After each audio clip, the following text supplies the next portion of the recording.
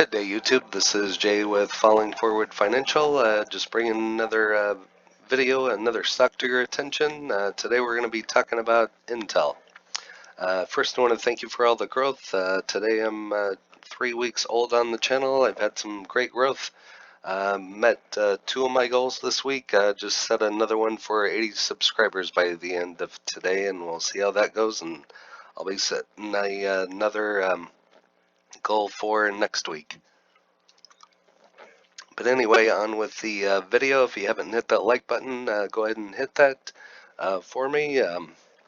If you still have some fireworks from last night, you can shoot a firework off of the like button. I'm starting to hear some fireworks again in my neighborhood again tonight. Everybody's still celebrating, so out with the old, in with the new, as they say. But today we're going to talk about Intel. It's one of my favorite stocks. I don't have a whole lot of shares.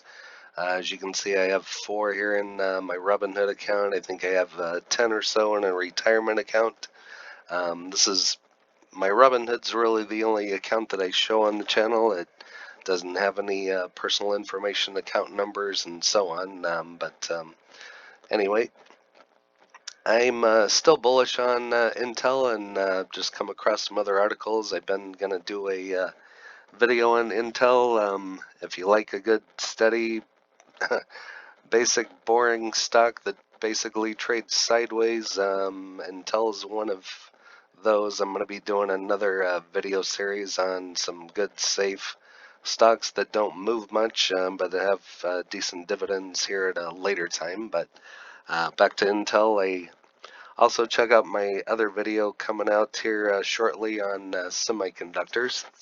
But back to Intel. As you can see, it hasn't really done much over the past 5 years, but I still have a lot of faith in the company. There's a lot of good talks on the semiconductors. I've read some information about EVs, the autonomy, and I know they've kind of missed the boat. That's on a couple things about their 7nm chip. I believe that's why AMD has had such a run. But anyway, they're still a huge company, and I still like them.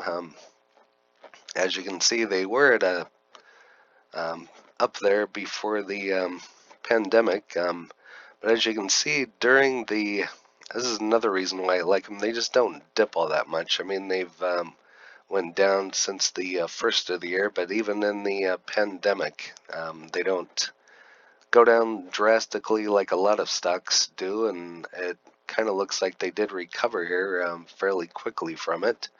But since then, they've just kind of had some negativity, and there's a major drop-off. I would have to go back and see what happened there.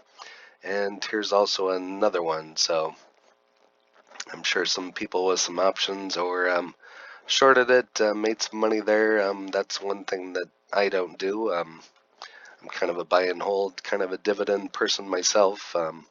But anyway, as you can see, 4 shares, not a lot, $48.11 is my cost basis.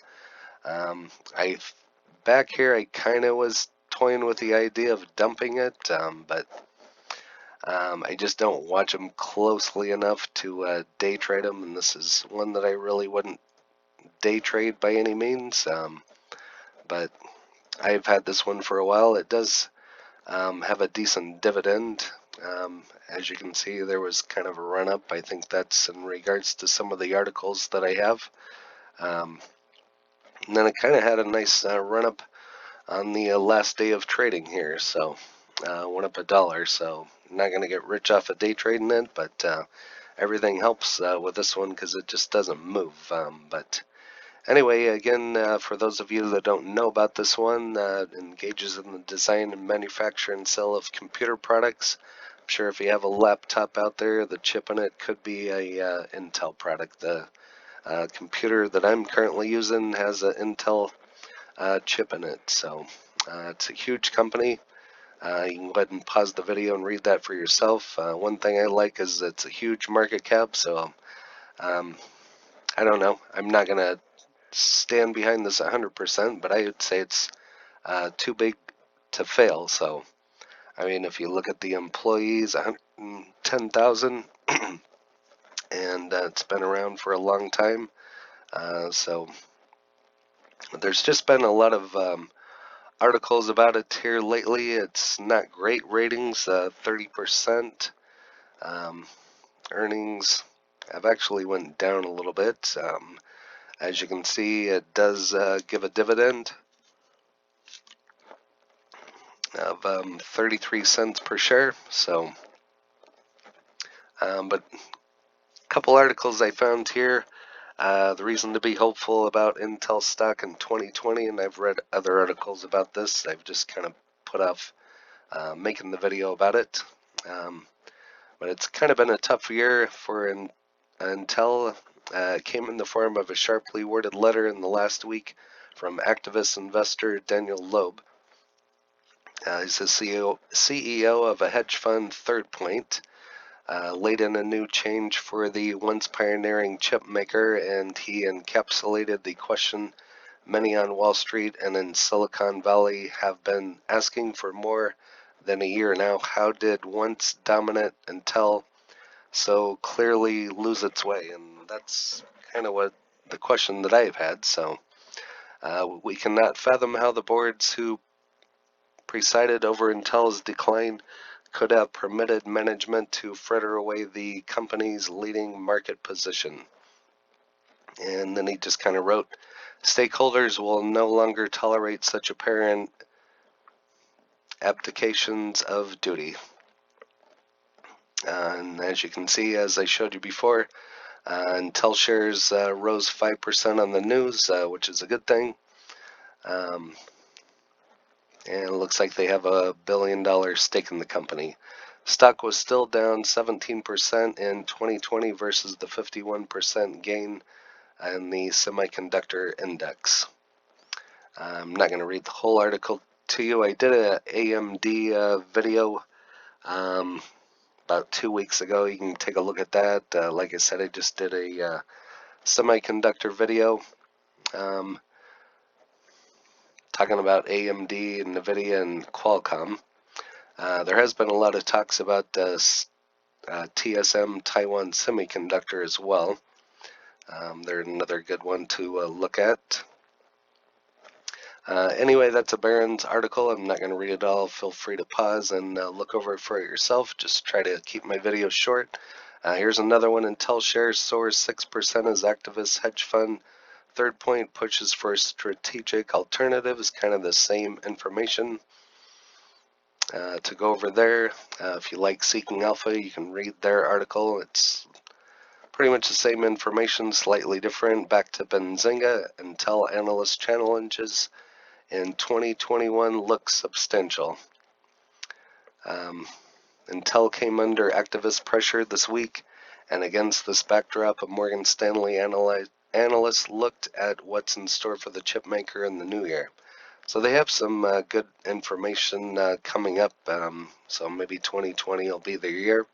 As you can see, it's equal weighted, 60% price target, which I like. If it does get up there, I honestly at this point don't know what I'll do with it.